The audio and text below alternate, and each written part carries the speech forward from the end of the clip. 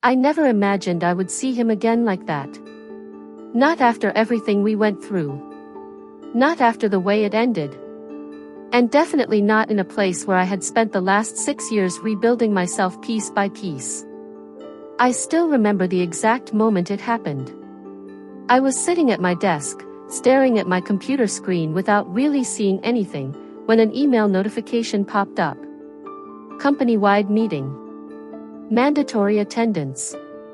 New leadership announcement. At first, I didn't think much of it. In a company our size, leadership changes happened all the time.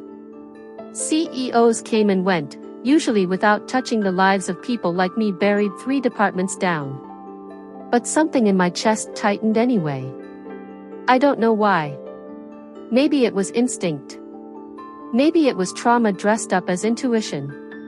I ignored it, grabbed my notebook, and headed to the main conference hall with everyone else. I had no idea my past was already waiting for me there. As I took a seat near the back, the room buzzed with quiet excitement. People whispered guesses, smiled, checked their phones. I remember thinking how strange it was that life could feel so normal seconds before it cracked open. Then the board chairman stepped up to the microphone, cleared his throat, and said the name that stopped my heart mid-beat. Lucas Hale. For a second, I genuinely thought I had misheard. My brain rejected it before my body could react. But then he walked onto the stage, confident, composed, wearing a tailored suit that fit him perfectly, and there was no room left for doubt. It was him. The man I once loved more than anyone. The man who broke me without looking back. The man who was now my boss. I felt the blood drain from my face as applause filled the room. My hands trembled in my lap, and I pressed my nails into my palm just to stay grounded. Lucas smiled the same smile I remembered, controlled, charming, just warm enough to make people trust him. He scanned the room slowly, deliberately, and for a brief, terrifying moment, his eyes locked onto mine. He didn't react. No surprise. No recognition. Just a flicker of something unreadable before he looked away. That hurt more than I expected. As he began speaking about vision, growth, and the future of the company, my mind drifted backward, dragged into memories I had buried deep. Memories of a time when his voice didn't echo through a conference hall but whispered promises into my ear late at night. We met 8 years earlier, back when neither of us had anything close to power. I was fresh out of college, working at a small marketing firm, trying to prove I belonged in a world that constantly reminded me how replaceable I was. Lucas had been a consultant brought in for a short-term project. Ambitious, brilliant, and already talking about places he was going to be someday. He noticed me first. At least, that's what he said. I still remember him standing by my desk one evening, pretending to ask about a report he clearly didn't need help with. He smiled easily, laughed at my awkward jokes, made me feel seen in a way I hadn't before.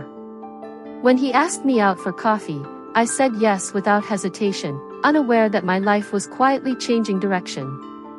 At first, everything felt effortless.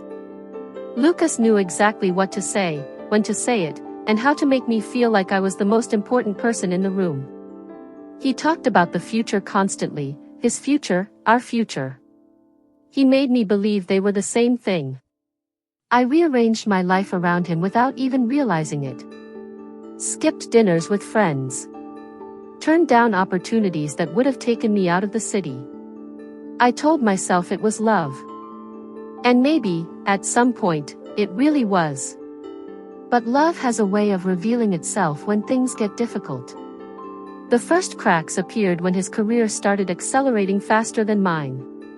Promotions. New connections. Invitations to rooms I wasn't meant to enter. He changed subtly at first, longer hours, distracted conversations, impatience disguised as stress. When I expressed concern, he reassured me with kisses and promises that everything he was doing was for us. I wanted to believe him. So I did. The night everything ended is burned into my memory in painful detail. I had planned a small celebration for his latest promotion. Nothing extravagant. Just dinner, candles, and a bottle of wine I couldn't really afford at the time. He arrived late, barely looked at the table I'd set, and answered emails while I sat across from him, feeling invisible. When I finally asked him if something was wrong, he sighed like I was an inconvenience. That's when he told me. He was leaving. Not just me, the city. The company. The version of his life that included me. He said he needed to focus, that relationships were distractions, that he couldn't afford emotional attachments where he was headed.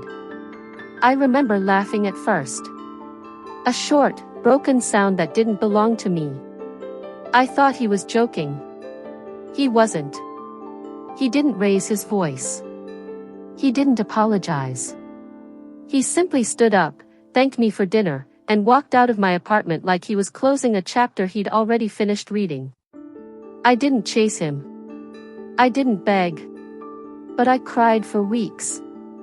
What hurt the most wasn't that he left. It was how easily he did it. How disposable I suddenly became once I no longer fit into his plans. I lost more than a relationship that night. I lost confidence. Direction. Trust in my own judgment. It took me years to recover. I stayed in the industry, partly out of stubbornness, partly because I refused to let him take that from me too. I worked harder than I ever had before. I learned how to keep my emotions contained, how to smile professionally, how to succeed without relying on anyone. By the time I landed my position at this company, I was proud of the woman I had become. Or at least, I thought I was. Sitting in that conference hall, listening to Lucas talk about leadership and integrity, I realized how fragile healing can be. All it takes is one familiar face to reopen wounds you were sure had scarred over. The meeting ended, and people stood, chatting excitedly about the company's new era. I stayed seated until the room emptied, my legs refusing to cooperate. When I finally stood, I felt dizzy, like the ground beneath me had shifted. I told myself I could handle this. I told myself the past was the past. But the first email from his office arrived less than an hour later. A request for a one-on-one meeting. My name spelled perfectly. That's when I knew. He remembered me. The meeting was scheduled for the following morning. I barely slept that night. Every time I closed my eyes, memories surfaced, his smile, his touch, the sound of the door closing behind him. I wondered what he wanted. Professional courtesy? Closure? Control? When I arrived at his office, my heart pounded so loudly I was sure he could hear it. The door was already open. He stood by the window, looking out over the city like he owned it. Maybe now, he did. He turned when I entered. This time, there was no pretending. His gaze lingered on me, slow and deliberate, as if measuring how much I had changed. "Hi," he said softly. That single word undid me more than I expected. We exchanged polite formalities at first. Careers. Time passed. Neutral territory. But beneath every sentence was tension thick enough to choke on. Finally, he leaned back in his chair and looked at me with something dangerously close to nostalgia. "I didn't know you worked here," he said. I wanted to laugh. I wanted to scream. Instead, I met his gaze and told him the truth. "I didn't know you were coming either." For a moment, neither of us spoke. Then he smiled again, that same controlled smile, and said something that sent a chill down my spine. Life has a funny way of bringing people back together. I left his office knowing one thing for certain. This wasn't a coincidence. And whatever game Lucas was playing, I was already standing on the board. If you've ever had someone from your past return when you least expected it, you know that feeling, the mix of fear, anger, and unresolved emotion that refuses to stay buried. I thought I had moved on. I thought I was stronger. But as I walked back to my desk that morning, I realized this story was far from over. And the worst part? I wasn't sure who would survive it unchanged. I tried to convince myself that meeting Lucas again would get easier with time. That once the initial shock faded, he would just become another executive name on an org chart, another face I nodded to in the hallway. But the truth settled in quickly and painfully. His presence changed the air around me. Every email from leadership made my stomach tighten. Every unexpected meeting notification felt like a warning shot. He didn't rush things. That was the first mistake I made, assuming he would. Lucas had always been strategic. Back when we were together, he never raised his voice, never exploded in anger. He waited. He observed. He acted when it benefited him most. And now, with an entire company under his control, that side of him felt sharper, more dangerous. In the weeks that followed, our interactions were minimal but deliberate. He would include me in meetings that had nothing to do with my role. He asked for my opinions directly, singling me out in rooms full of people who suddenly started seeing me differently. At first, I told myself it was professional recognition. That maybe he respected my work. But respect doesn't come with lingering looks or conversations that drift into memories neither of us had named out loud. One evening, after a late meeting ran long, we found ourselves alone in the conference room. The city lights glowed through the glass walls, and for a moment, it felt eerily similar to nights we used to spend talking about our dreams. He broke the silence first. "You've done well for yourself," he said. I nodded, keeping my tone neutral. "So have you." He smiled faintly. "Not without sacrifices." That word hung between us. Sacrifices. I wondered if I was one of them. Or if, in his mind, I was collateral damage he had already justified years ago. As time passed, his behavior grew harder to ignore. He defended my proposals more fiercely than anyone else's. He shut down criticism aimed at my team. People started whispering. I caught fragments of conversations when they thought I couldn't hear. Favoritism. History. Speculation that made my skin crawl. I hated that part the most, the way my hard-earned reputation suddenly felt fragile, like it could be rewritten by a narrative I never agreed to tell. One afternoon, I confronted him. I didn't plan it. The words spilled out before fear could stop them. "You need to stop," I said, standing in his office, hands shaking. "Whatever this is." He looked genuinely surprised. "Stop what?" "Putting me in the spotlight. People are talking." He studied me for a long moment, then sighed. "I'm protecting you." "I don't need your protection," I shot back. "Not now. Not ever." Something dark flickered across his face, not anger, but frustration. "You always did hate needing anyone." That comment cut deeper than I expected. It reminded me of how he used to frame my independence as a flaw, something that made loving me inconvenient. That night, I went home and did something I hadn't done in years. I reread old emails. Messages from the time we were together. And buried between affection and ambition, I noticed patterns I had ignored back then. Promises that benefited him. Encouragement that subtly steered my choices away from opportunities that didn't include him. The realization made my chest tighten. A week later, the truth came crashing down. I was asked to help with a sensitive internal review, confidential documents, executive-level decisions. As I went through old files, something familiar caught my eye. A rejected proposal from years ago. Mine. One that should have propelled my career forward at the time. The signature approving its rejection stopped my breath. Lucas. The dates aligned perfectly with the months before he left me. I stared at the screen, memories rearranging themselves in brutal clarity. The way he discouraged me from pushing that project. How he insisted it wasn't the right time.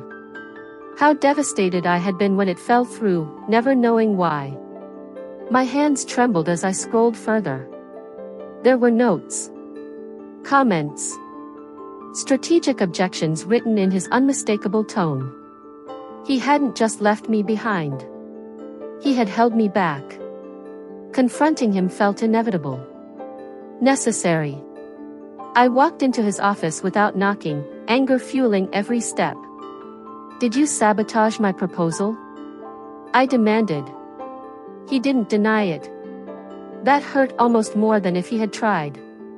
I made a decision that benefited the company, he said calmly. You made a decision that benefited you, I shot back. You were leaving. You didn't want me advancing without you. His silence confirmed everything. I thought if you stayed where you were, he said finally, you might come with me. I laughed, a sharp, broken sound. So you stole my future instead? I thought I was protecting us. That word again. Us. As if it still existed. Something inside me snapped then, not into rage, but clarity. I finally saw him for who he was. Brilliant. Ambitious. And willing to rewrite other people's lives to suit his own narrative. The power dynamic shifted in that moment, even if he didn't realize it yet. I documented everything. Emails. Approvals. Timelines. I didn't rush to expose him. I waited. Just like he would have.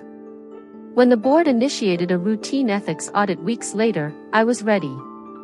I didn't dramatize. I didn't accuse. I presented facts. Quietly. Professionally. Irrefutable. The fallout was swift and devastating. Lucas didn't lose his job immediately, men like him rarely do. But his credibility fractured. The board restricted his authority. Oversight increased. The room he once controlled with ease grew colder. The last time we spoke, it was brief. I never meant to hurt you, he said. I know, I replied. That's what makes it worse. He asked if we could talk again someday. I said no.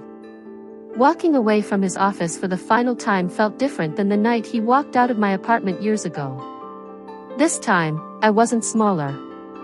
I wasn't chasing closure. I was choosing myself. If I've learned anything from this, it's that the past doesn't come back to haunt you unless it still has power over you. And power shifts the moment you stop letting someone else define your story. Thank you for staying with me through this story. I know these kinds of experiences stir memories, emotions, questions we don't always like to face. If this story made you feel something, anger, understanding, relief, then it was worth telling. If you want to hear more stories like this, stories about love, betrayal, and the quiet strength it takes to walk away with dignity, consider subscribing.